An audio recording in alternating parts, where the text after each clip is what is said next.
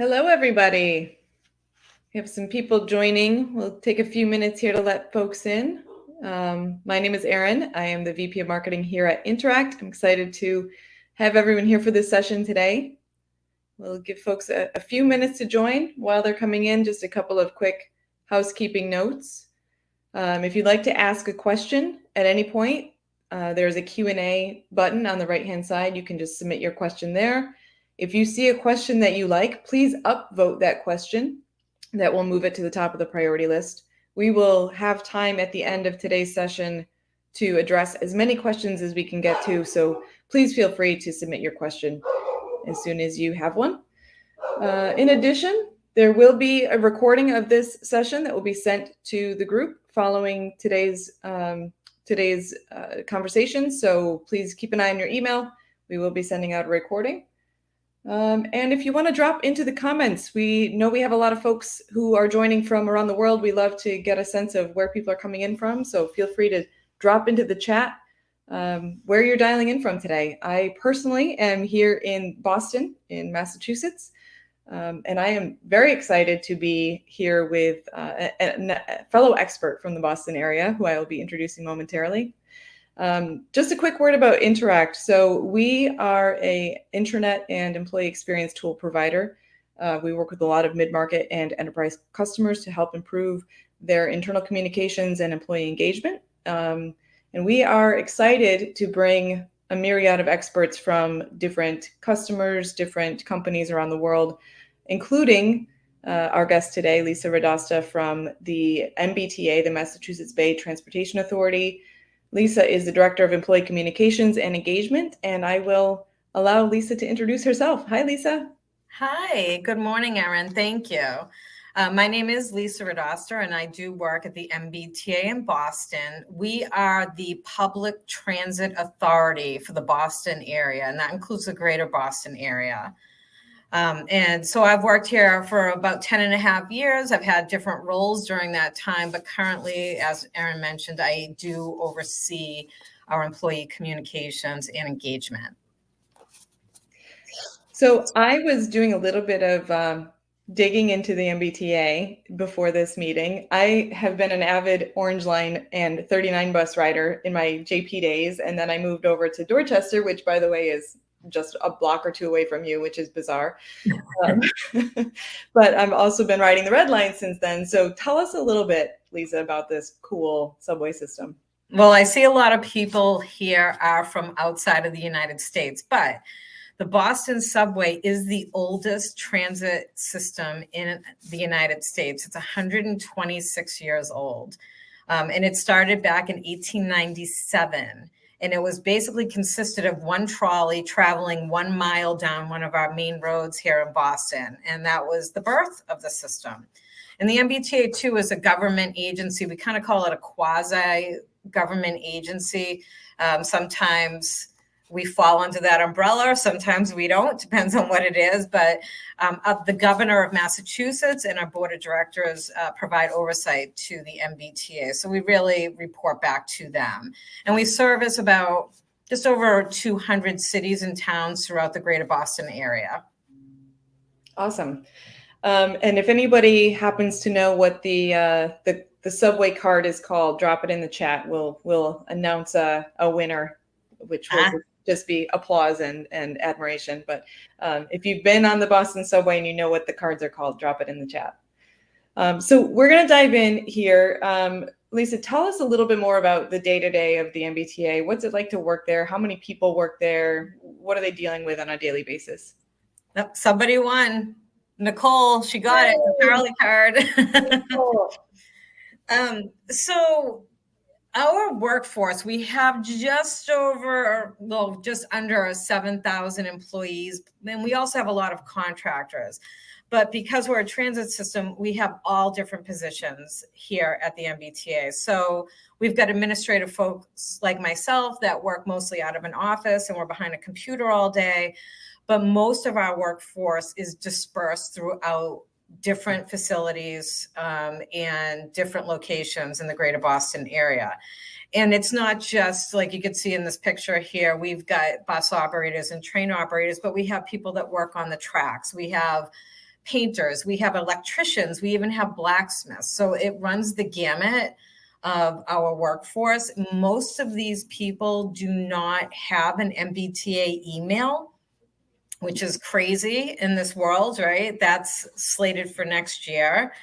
And they also do not have an MBTA work phone, so which has provided the challenges for us to communicate well with all of our employees.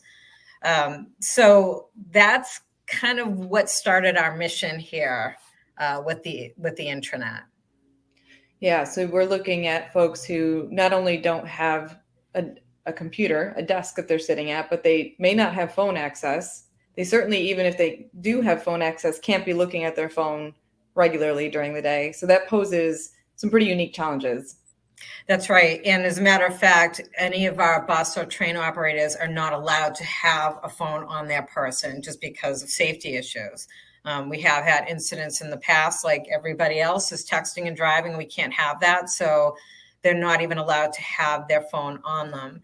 And the other part of that is because folks aren't sitting at a computer all day, they might not have the technology know-how to use a cell phone like most of us might think that we can.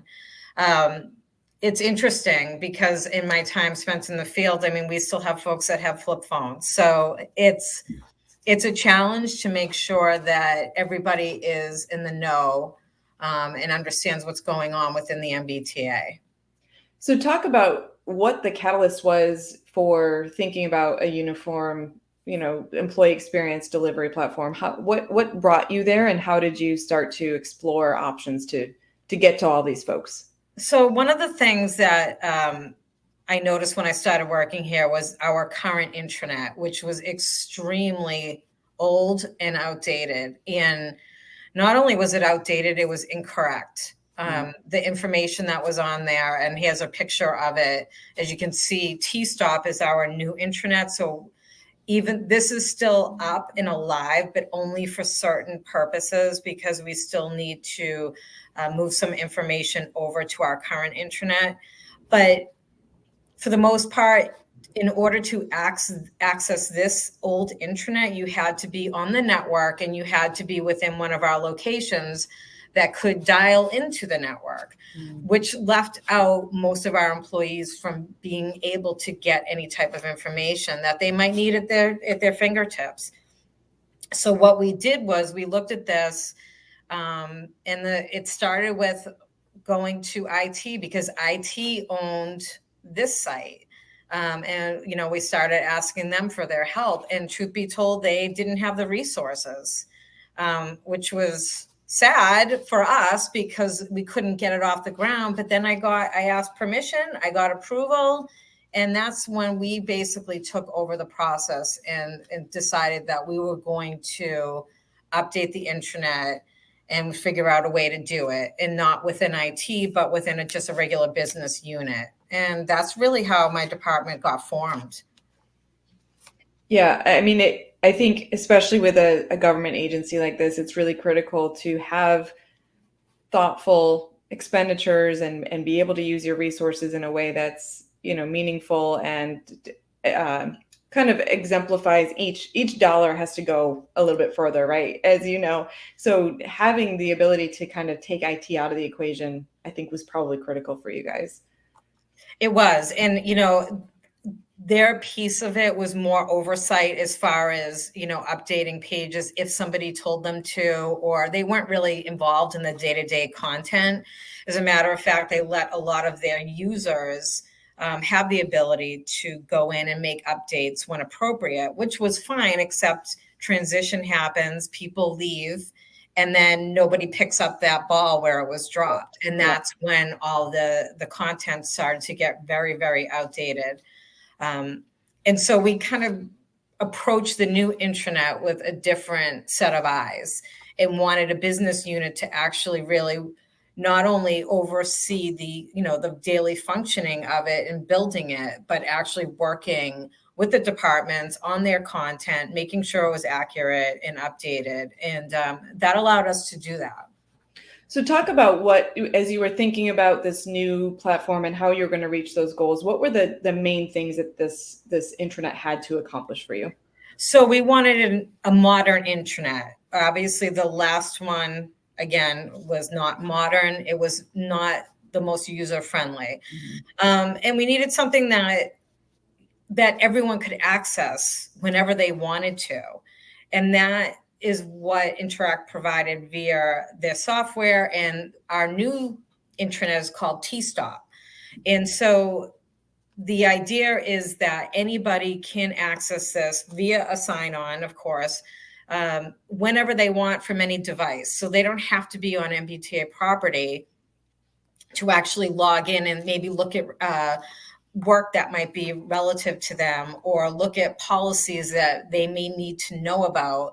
And so it's just regular functioning website, and that's what this allowed us to do. Mm-hmm. Was there any other, when you thought about the audiences you were targeting, not just the deskless, but also the folks that work in the main office or that have the desk option, what was the key? Has to be simple to use, has to be, the most up-to-date content, accessibility. Like, what were the factors that you really were thinking through? Yeah, that was a huge part of it. It had to be user friendly, and it had to be easy to build, because truth be told, I am not a technical person. That's not my area of expertise. Was able to bring somebody on board in our group that had a little bit more expertise than I did, and that person was crucial in developing the T-Stop website that we have now. But at the time, I'm looking at it from a business aspect and the end user and how it's going to look and feel for them. And I was able to do that. It was a great experience in building it and understanding what goes into this and what type of content.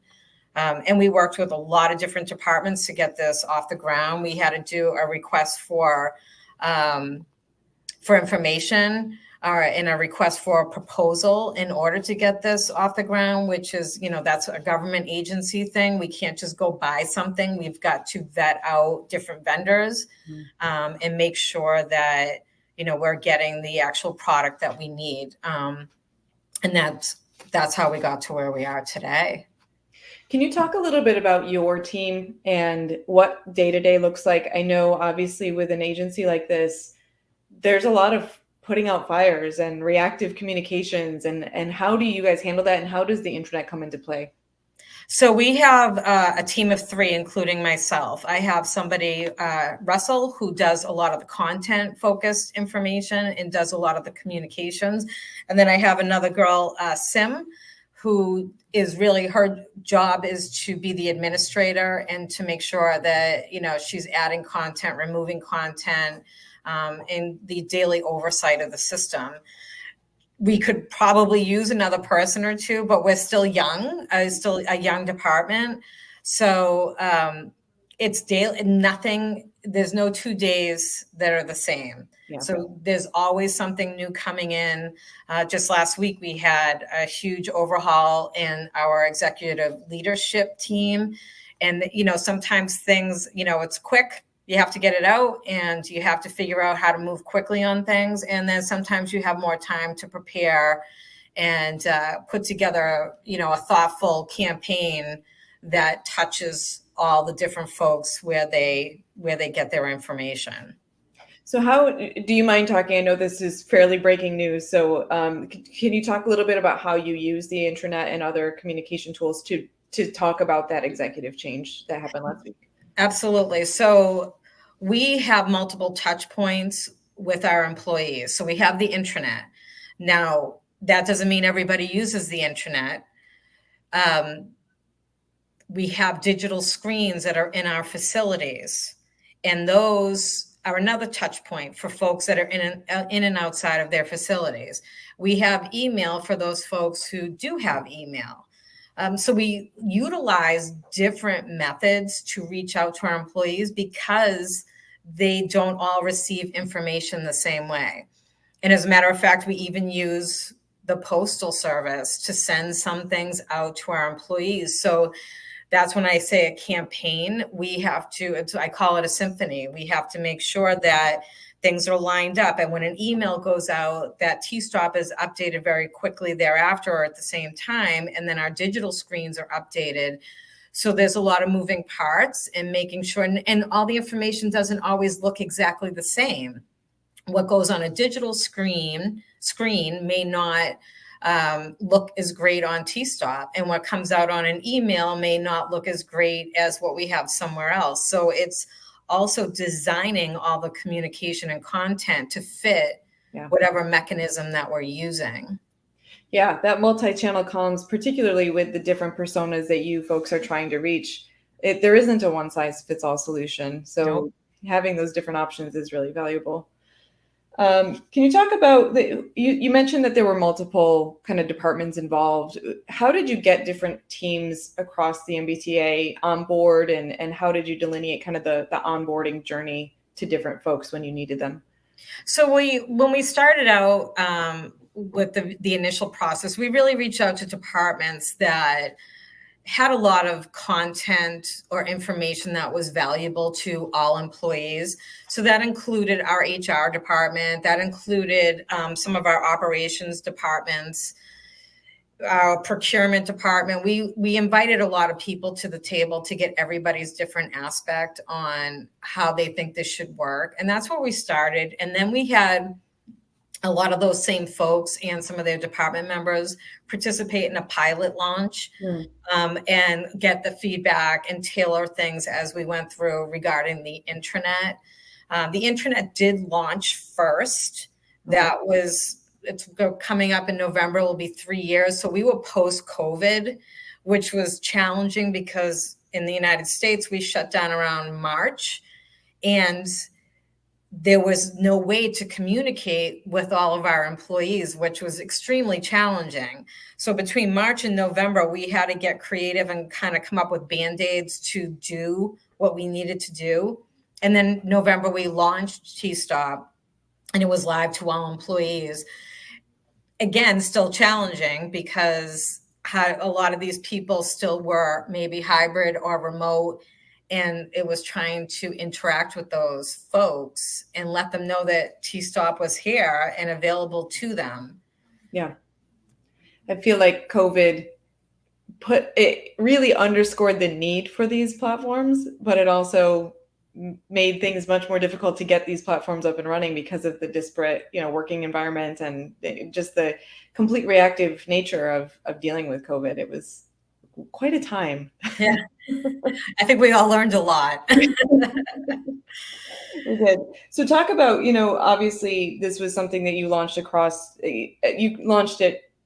organization-wide all at once, correct? That's right. Yeah. So when we launched, going back to what I had said previously, we had to come up with different touch points to get folks to understand and know about it. And so we started with a letter, and the letter went out to people's home addresses along with a magnet, which is the item in the middle. That's a picture of what the magnet looked like.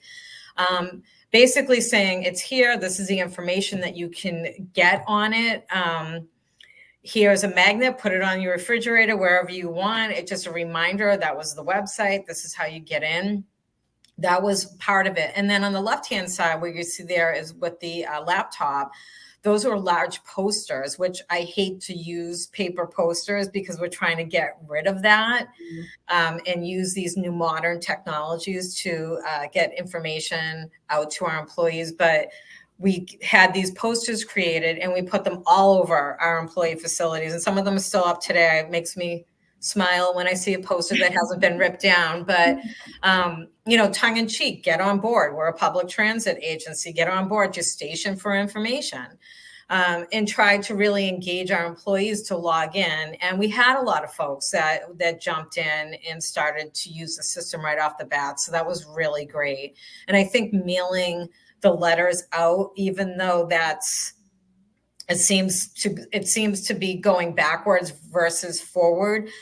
But you have to remember, we have folks that have all different skill levels with technology. There's no one size fits all. So we really wanted to hit them in every location that we could. Yeah, we do what it takes as communicators to get Yeah. folks to get people's attention. So Yep. totally understand that.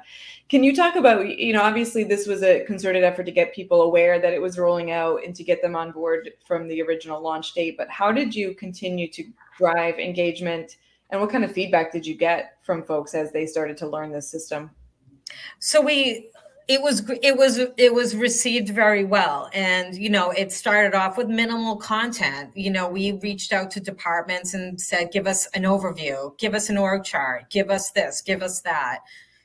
What types of forms or policies or procedures that you have that we can put on this site and make things easier for each of the departments.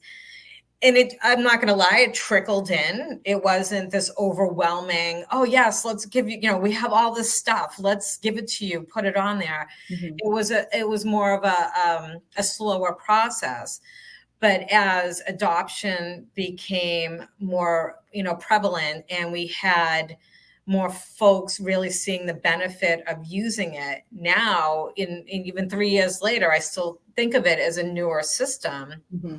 Again, we're 126 years old, so in that respect, it's still new. But now it's just meeting after meeting of people that want to really build out and develop the content and talk about their team and what they do and how it ties into the rest of the organization. And then the other part of it is our digital screens. We call those T-coms, so T communications, right? Mm-hmm. So they're we call them siblings. So we'll put information out on the screens and kick them back to T-stop. So we're saying, hey, there's a new update that our general manager sent out, but to read the full item, because you can't read everything on a screen. Things are very text heavy. So we'll send them back to T-stop so that they can read more at their leisure when they want to read more information.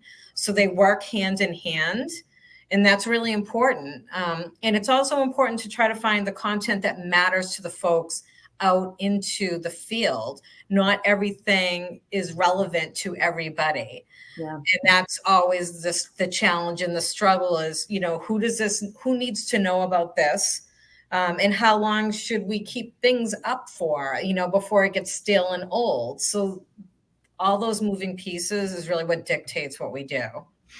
And how do you use the intranet to kind of do that persona segmentation and make sure the right information is hitting the right people at the right time, so you're not getting that, which is part of the reason email is a struggle, right? Is everybody's getting the same emails, they're getting email saturation. So using these different channels is helpful, but also making sure you're not putting things that they don't need to know about in front of them, because then they start to zone out every time they get a message from the intranet or from someone. So how do you segment appropriately? Right. So it's interesting that you say that, because there's also a piece of not everyone should see everything. Yeah. Because it's a need to know, and then there's a could you know. Yeah. So we use a lot of permissions on the website, which is great that that's built in. And we have like daily work assignments for a lot of our operations folks.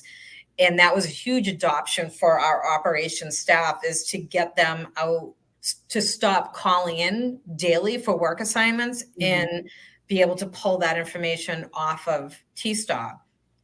Having said that, not everybody should see where everybody is working. There's a lot of privacy and maybe safety concerns that we didn't think about initially, but when you start to talk with other people, you find out that there's things going on sometimes that you're not aware of, and that there could be safety concerns if somebody knows somebody else's work schedule all the time. Yeah.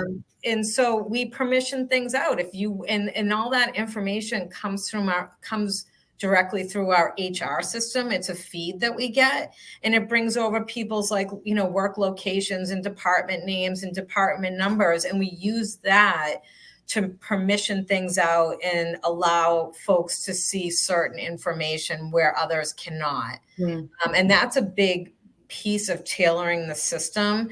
We don't use that all the time, but there's certain pieces that are very important that we kind of keep just to the group that needs to see them. Can you talk a little bit about, I know you've used Interact for kind of the rewards and recognition side of things. Talk a little bit about how that's working and what's on the radar for the future.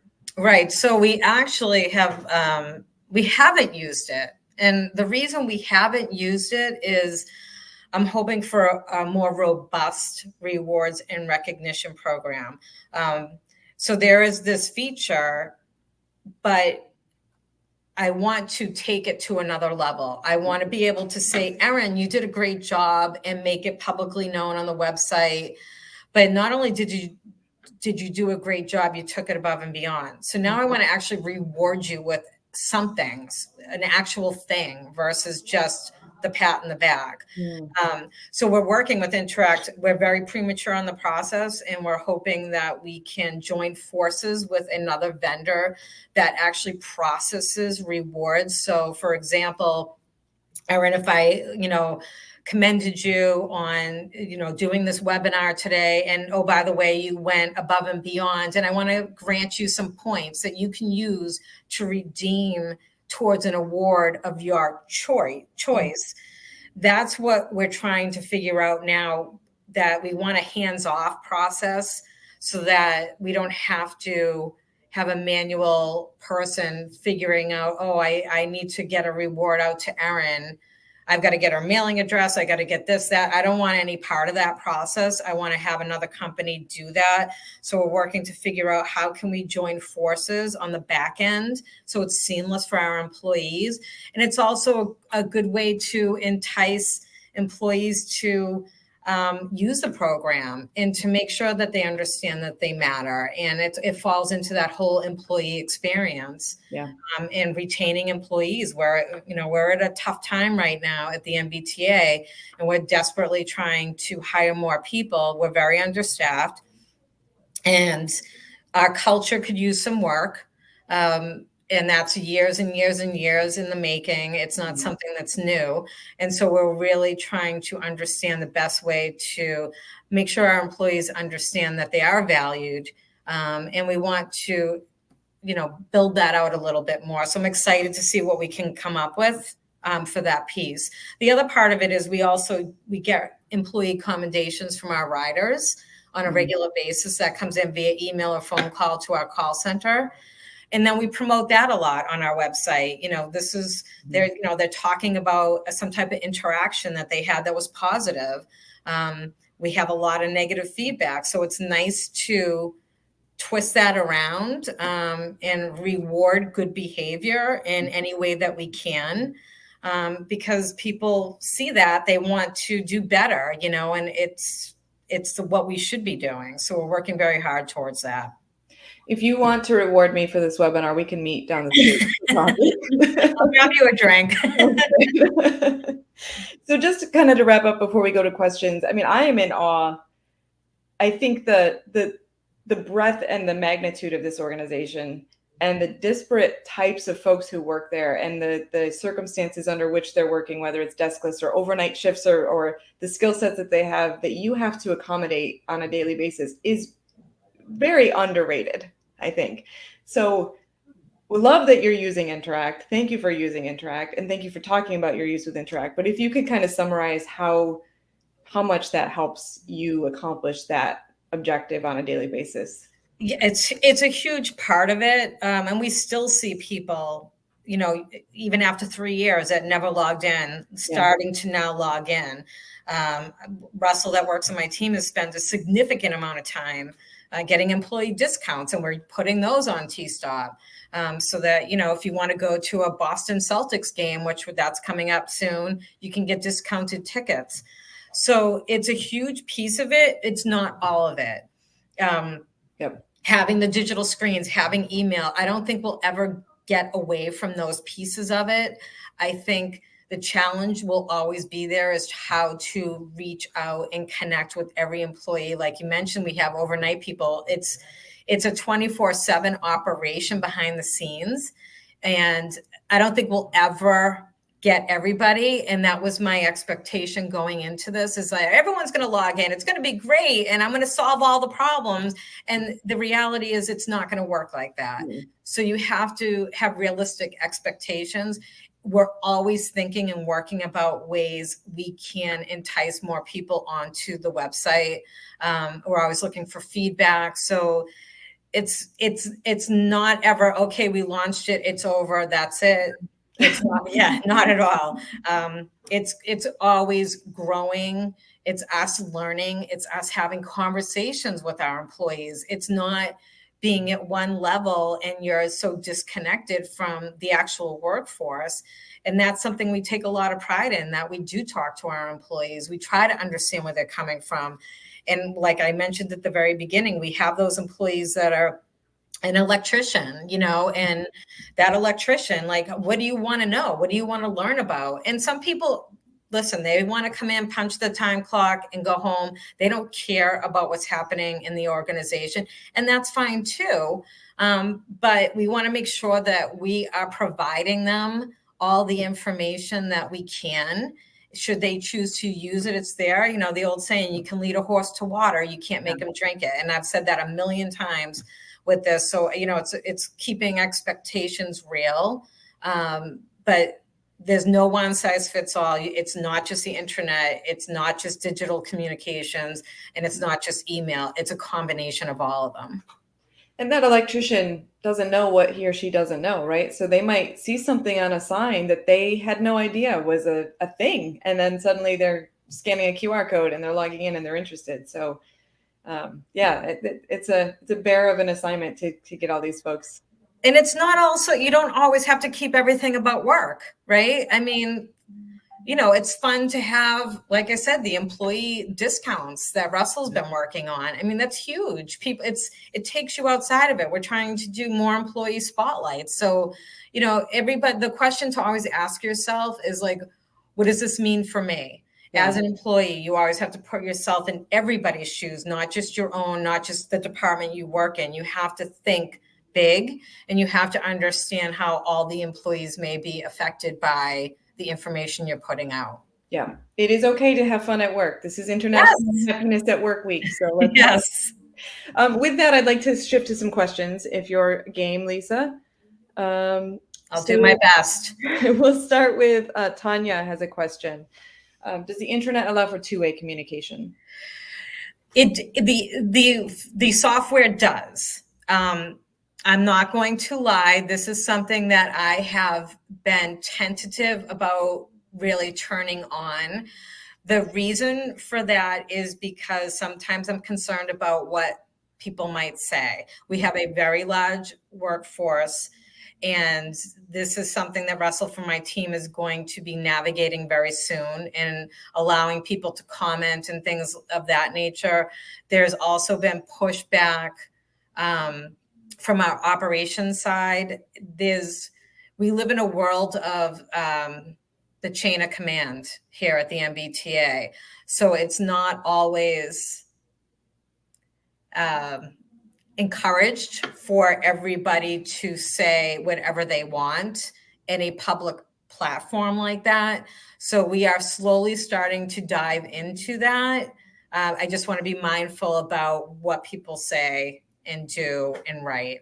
Yep, totally. And Tanya and others who are interested in that, Interact in itself is certainly a two-way communication platform, but we build in the parameters that you can turn on and off however much you are willing to allow. So it works in a lot of different environments.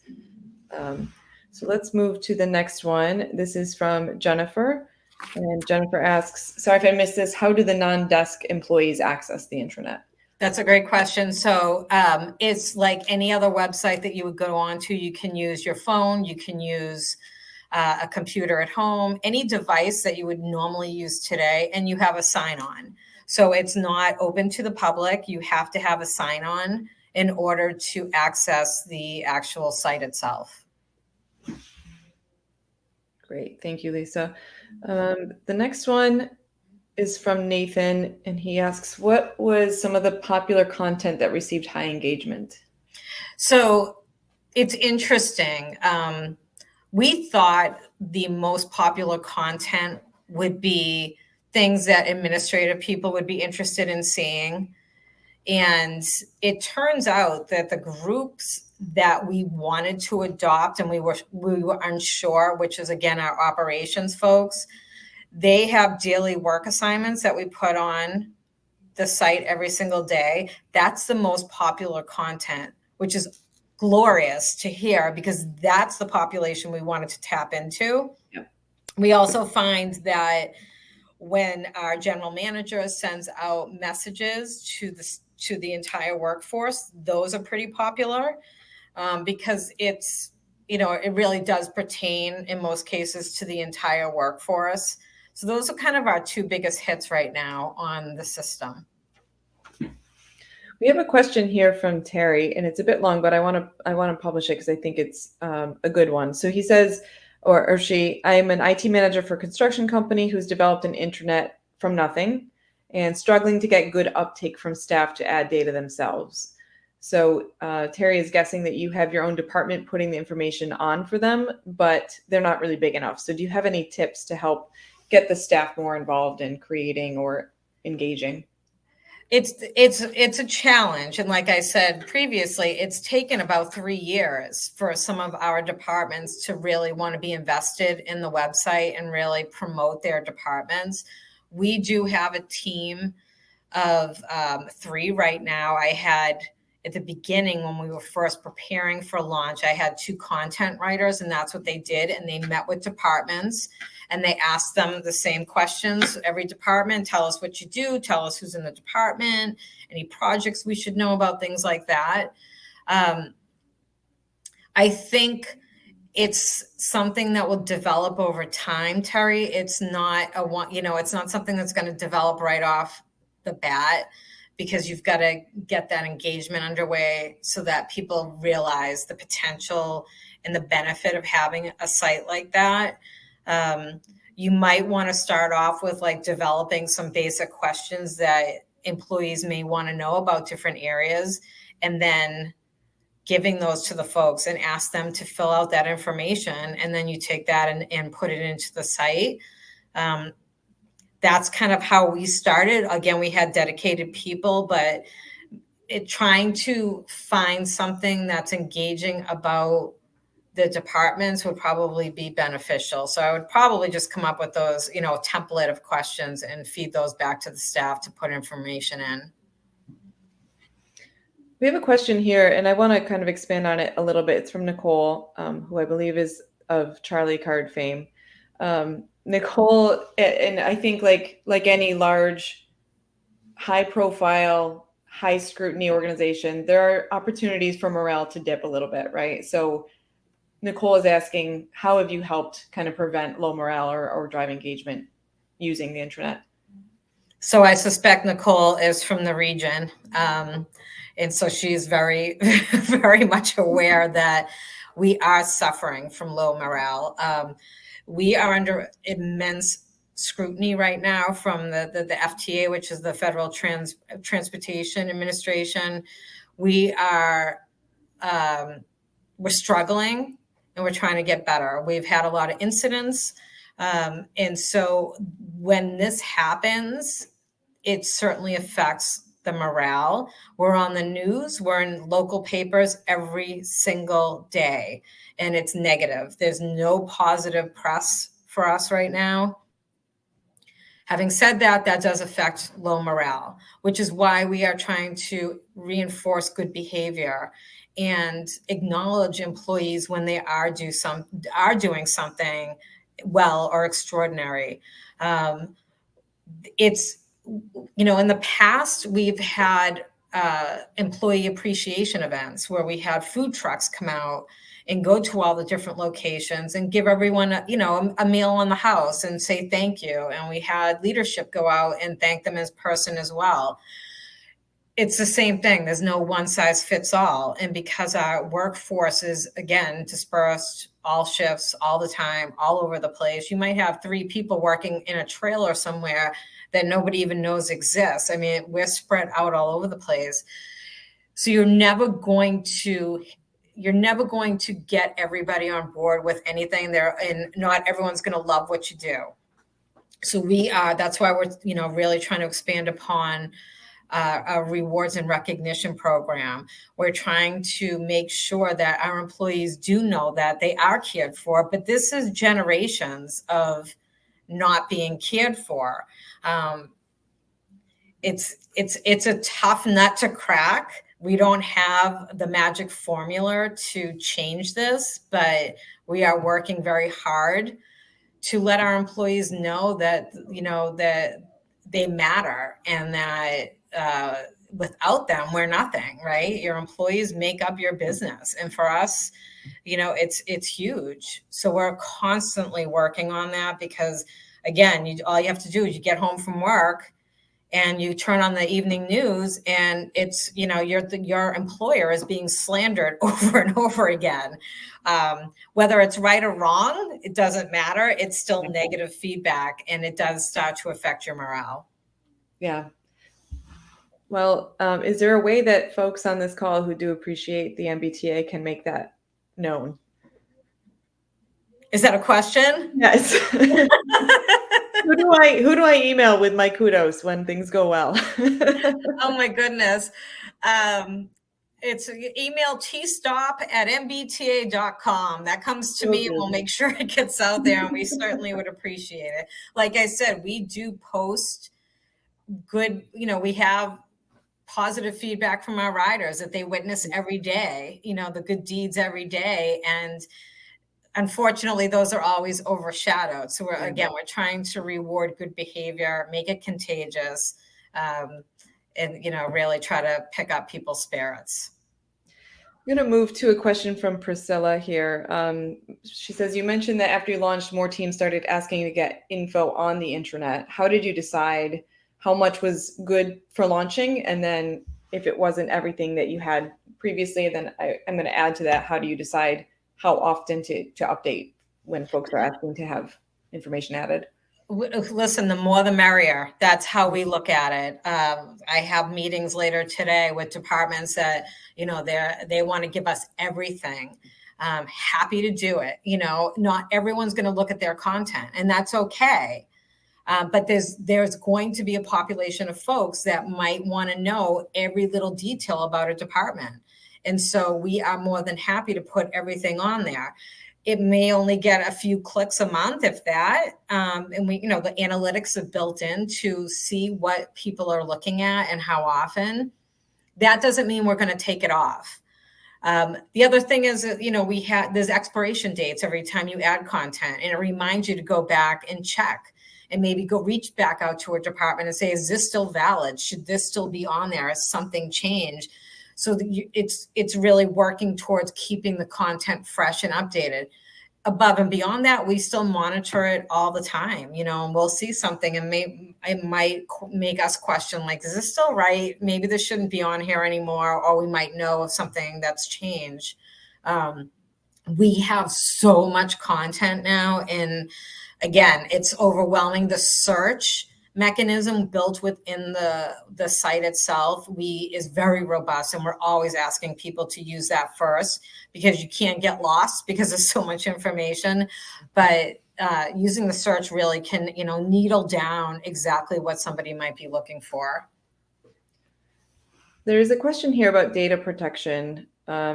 It's from Bianca, who asks about, is this a topic? And you talked about this a little bit, Lisa, about gating content for certain people or making sure not everyone had access.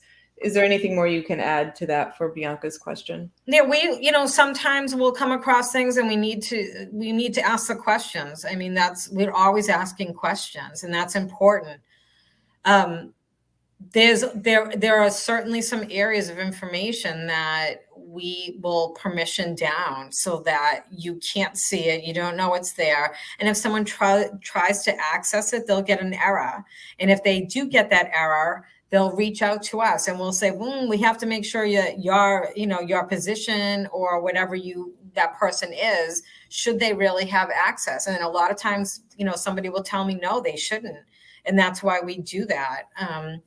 So it's understanding the content. Is there sensitive information in there? We do not provide a lot of information about the employees themselves. It's very limited. It's titles, location, things of that nature, department, their business contact. That's pretty much it. We're not bringing over a lot of information because we don't want to make that available to everybody.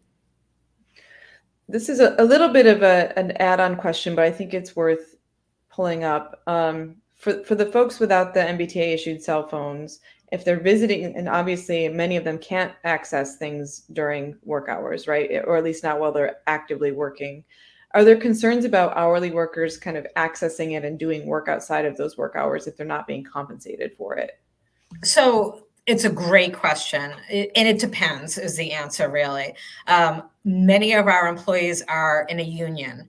And so there are times that there are required things that they need to do for work. It could be a training or an ethics, a regular type of getting certified for something. That's that's like outside the realm of our site. If someone wants to access the site off hours to get information, that's on them. They're not required to do so. So it's not a compensation issue. If they're required to take some type of test or something of that nature, that's built into their contract and they will be compensated for it. And most likely they'll do it at their location. We do have some computers at different locations that anyone can access. It's not really an issue with our T-stop itself. Yeah, that makes sense. Making the information available, but not requiring them to access it. That's right. We have a question here about policies, kind of related. Do you house all of your organizational policies on T-stop? And if so, how do you make sure they're current and make sure everything is there and that sort of thing? I feel like Catherine's reading my mind. We do have a lot of policies and procedures on T-stop. One of the challenges that we have with some of our policies is they are extremely outdated still. So I was asked to put on some HR policies maybe a month or so ago. And I actually didn't put them on because they are so outdated. And I know we have a group of folks working on updating these policies, but I will not put them on if I don't feel like they're beneficial or if they're completely inaccurate and so outdated that they don't even make sense. So it's having the ability to push back too and make sure that what's out there is correct and accurate versus also maintaining and making sure that everything's out there that needs to be. We're still putting policies and procedures out there. So that is kind of the one-stop shop for that. We're also working on putting different manuals for a lot of our operations, like, how to fix, I don't even know a term, something on a bus, for our maintenance and mechanics folks, people of that nature. That's why we still have the old intranet up, because they utilize that on a regular basis. And there's hundreds of policies that we have not migrated over yet. And that's really the only reason the old the old intranet is still up. So it can be challenging. Yeah. We'll do one more question. This is from Anne, who asks about some of the integrations that you've leveraged. You talked about the auth data from the HR system. If you could talk about what other integrations you have and what system you're using for HR. Sure. Our system's called HR CMS. Again, not a technical person, so I don't know if there's another name for that. It's a government payroll system, if you will. So that's what the state uses here. We do have integrations with, I'm trying to think. All right, so here's a current challenge that we're working on right now. So we have Outlook 365. And because we don't have, is it Microsoft 365? Same thing, right? Yeah. So there's an Active Directory that is associated with all of our emails and individual profiles. And then we've got T-stop that comes from the HR system, HR CMS, yet they don't talk together. So I could have a title change, and this is actively happening as we speak, and it might end up over in HR in that system, which will feed into T-Stop. But 365, it's unless you request a change, that's how it changes. So that there's a big disconnect there that we're actually working through as we speak. We're hoping that once everybody has an email, that will kind of smooth itself out, and we'll work on an integration with 365, fingers crossed. But I'm not quite sure how that's going to look. That's really our biggest integration. And like I mentioned earlier, we're hoping that we can build something in for the rewards and recognition piece as well. Yeah. Interact integrates with dozens of platforms. So M365, Google Suite, really, if you have a enterprise tech, we likely have an integration. So happy to have that conversation. Lisa, this was lovely. So nice to talk with you. Thank you. And you're welcome for the Boston accent. So I don't know how you didn't get it, but I have it, and it's alive and well. So I haven't been here long enough. I'm working on it. Okay. Thanks for having me. I hope this was helpful. Let's run to Landmark and have a celebratory cocktail this afternoon. But really appreciate you, and it's been great to get to know you over the last few months. So thanks for your time. Thanks, Erin. Thanks. Have a great day, everyone. So up next, Interact is happy to announce, I mentioned at the beginning that we have a few experts that come in on a regular basis. This is a running series that we hold. So we have a few coming up in the next few weeks. Look for those announcements. But the big one that's coming up soon in November 16th, this is talking about, should you have an independent intranet or a SharePoint solution? We have a panel of experts who have gone through that evaluation process, and we'll be talking about what they landed on and how they got there. It's a great panel that we will be announcing in the coming weeks. So keep an eye out for that, and please do register. And if you could take a moment to just fill out the poll, we're happy to have your feedback and your questions. If we didn't get to your questions today, we will reach out and contact you following the session. Thanks again.